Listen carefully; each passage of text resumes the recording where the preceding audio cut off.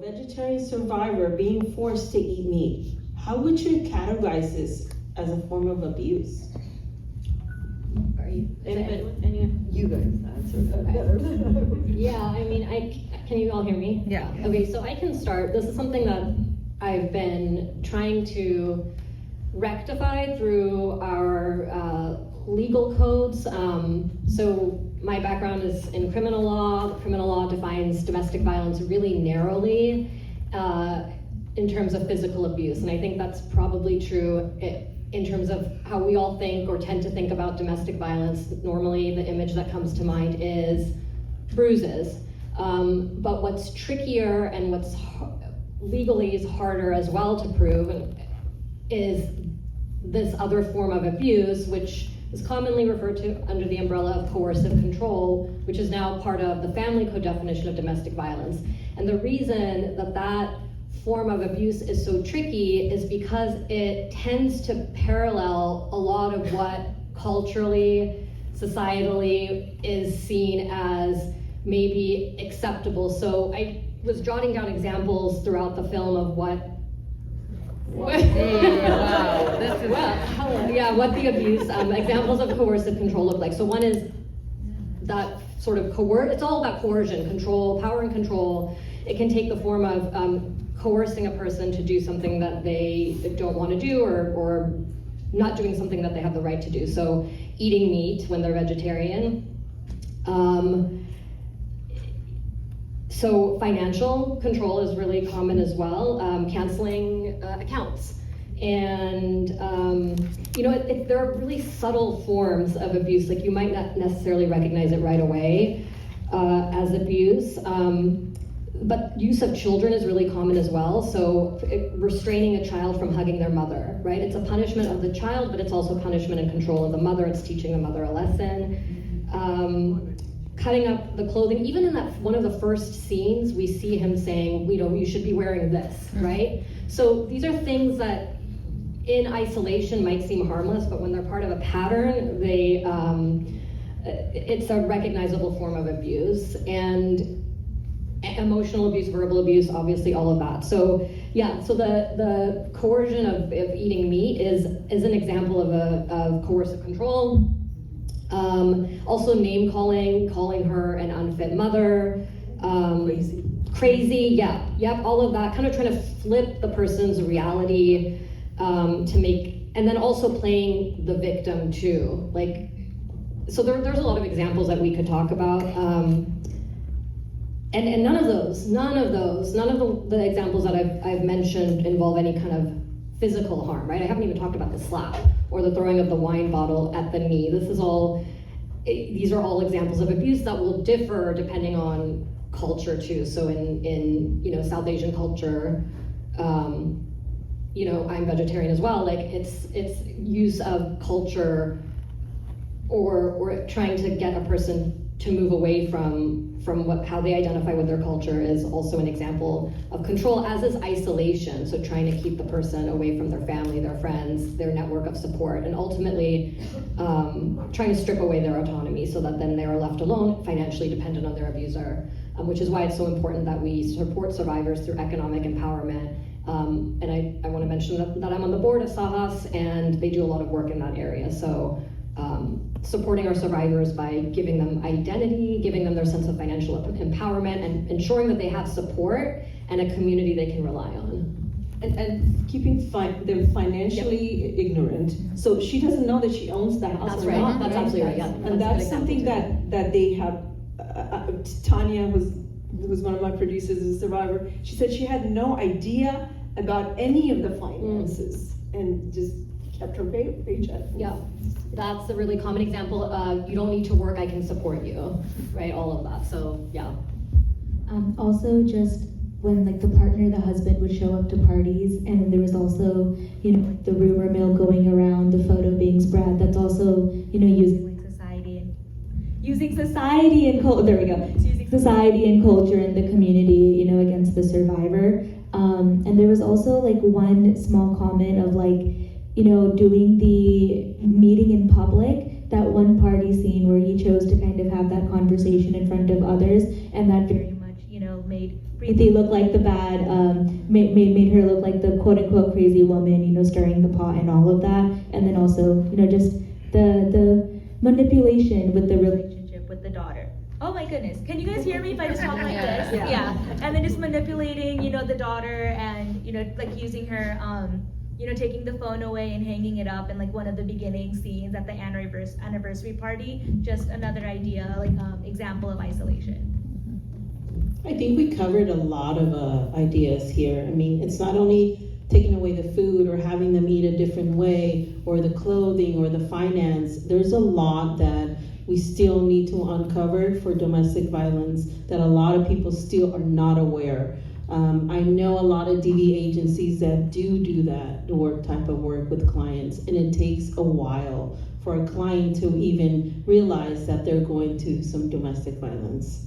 I learned that in South Asian community, domestic violence, it's not limited to partners. It also has come from family members and even the broader community. The film highlights culture, stigma, and community responses to leaving an abusive relationship.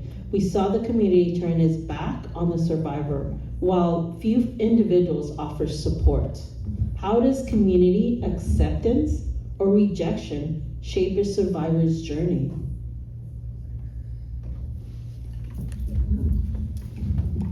I think, thank you for this platform. I really appreciate the film and this platform. And one of the ways that I want to answer this is I think it goes generationally in the South Asian community, especially the generation that the film portrayed.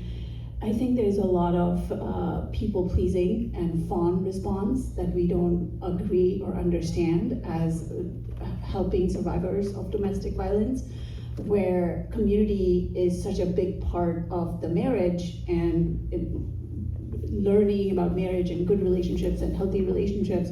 We learn that, you know, we are raised in a culture where family is such an important part of the unit, but we forget that, you know, the couple loses their autonomy and their understanding when there's all these people and their trauma and their projections on the couple and on the relationship.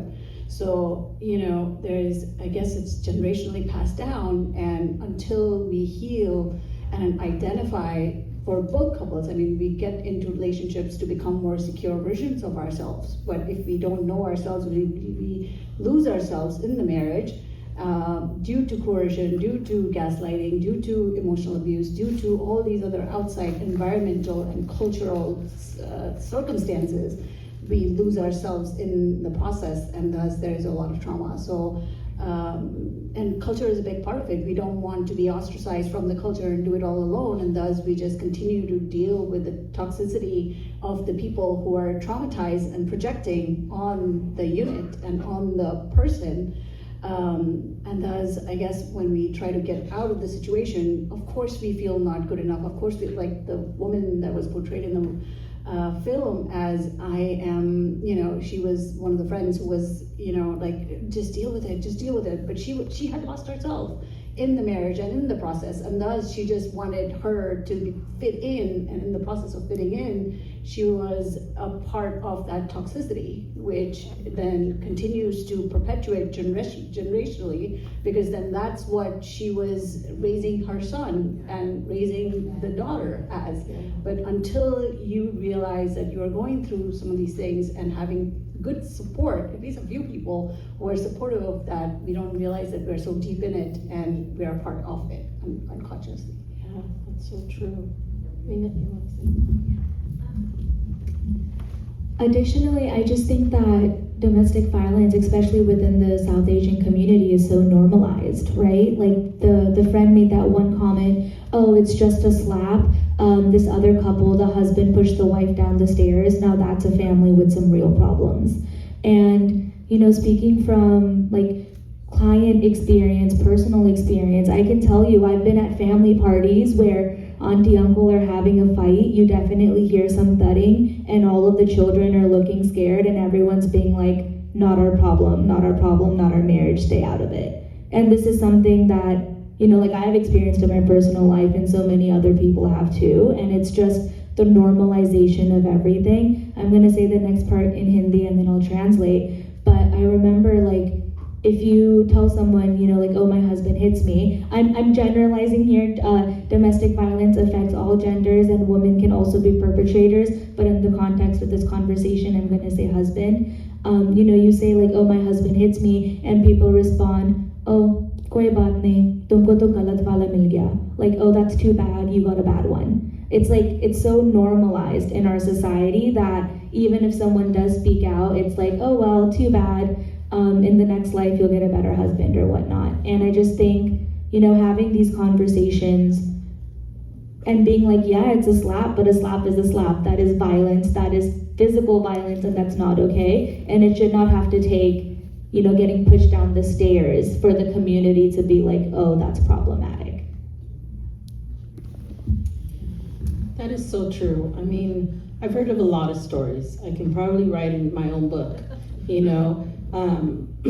But it's so true that how community gets involved and the people that listen and how denial goes in. I think one quote that I'm going to quote right now from Brené Brown, she talks about shame. Shame needs 3 things to grow out of control in our lives: secrecy, silence, judgment. Therapy helps reduce the stigma of shame. What makes therapy an important part of the healing process?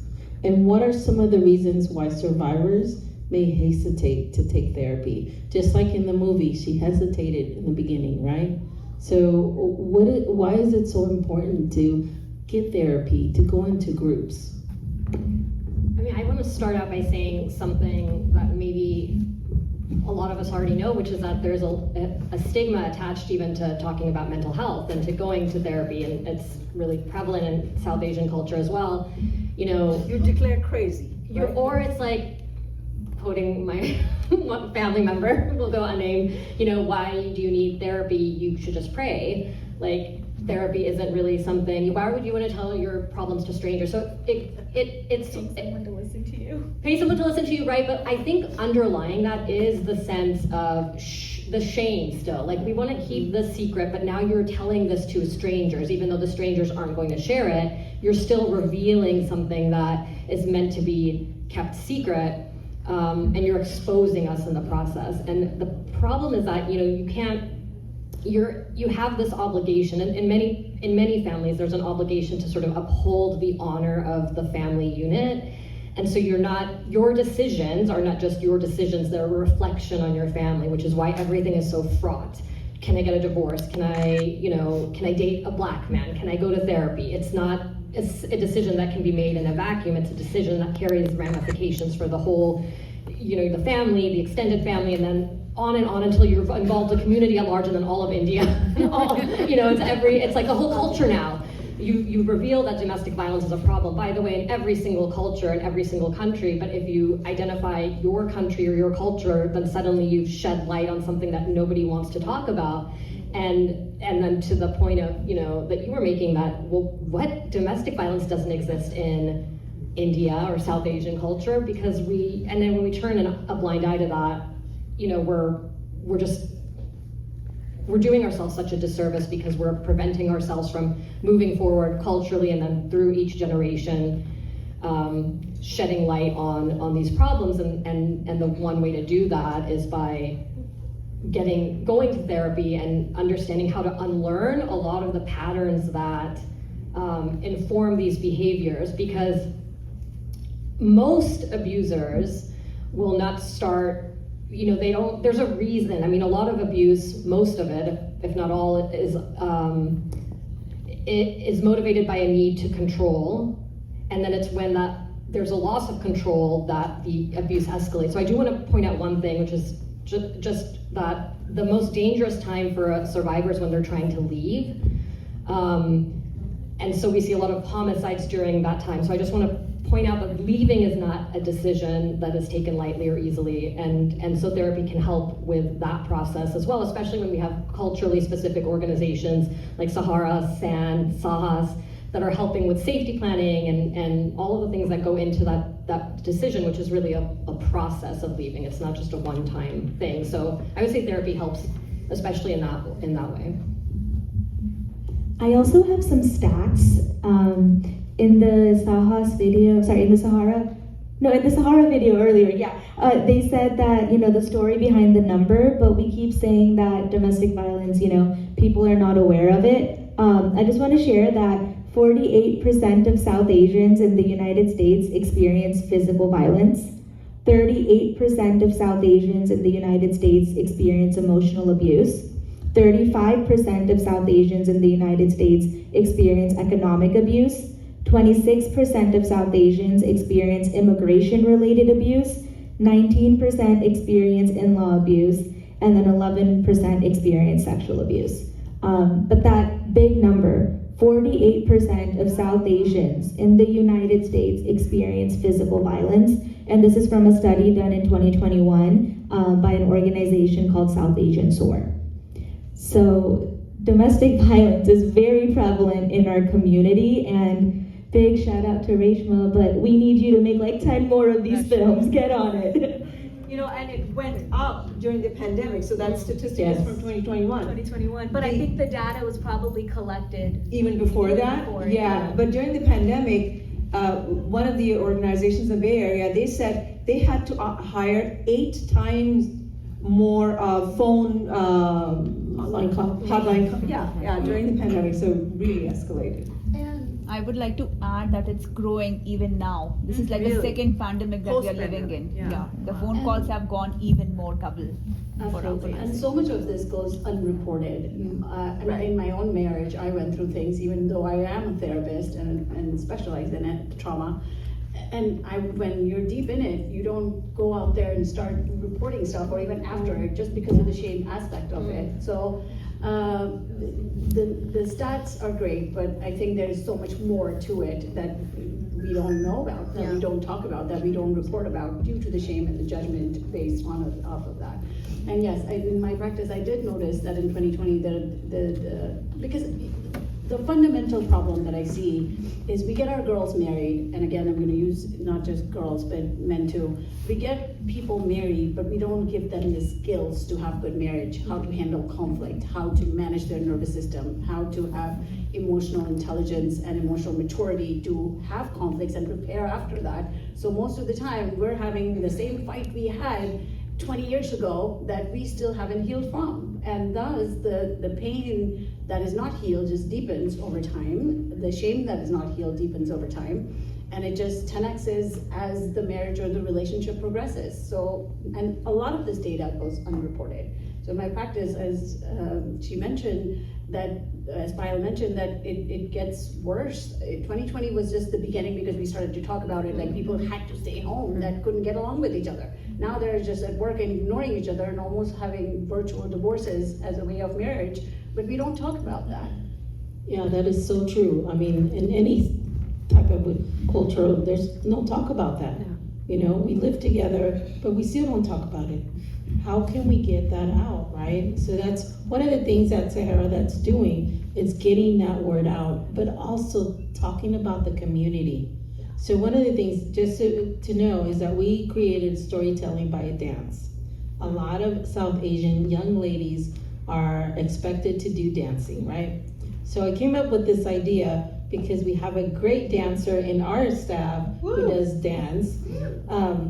So we're not incorporating the community. So we have this one family together, husband, wife, child, and the mom of that husband, coming in and doing this dance and seeing how it relates, how abuse can occur within the family, and showing them through dance. It's been so significant. I mean, we gotta do more things. It just doesn't, like she said, you can't just stop here. You gotta do another one. 10 more right now. Yeah, right now. One thing I just want to add about therapy is that, and I like that in the movie, there's also an example of a healthy, multiple healthy relationships, especially among, like, in the daughter. And good men. And good men, yeah. It's not like so it's nuanced, right? But for girls especially, learning, like, how to spot red flags in relationships, and not, because there's there's a lot of this wasn't shown so much, but a lot of girls, young girls especially, are kind of romanced in a way that is not necessarily healthy, but we see a lot of that in grooming. Confusion, grooming, love bombing. Like, there's confusion in terms of what is a healthy relationship, and so teaching from a young age what that looks like, and also just modeling that. Yeah. Which is, well, that was going to be my last question about healthy relationships. So thank you. Yeah, I just want to thank everybody who's here, but I know audience might have a question, so I want to go to the audience. Does anyone have a question for our panel?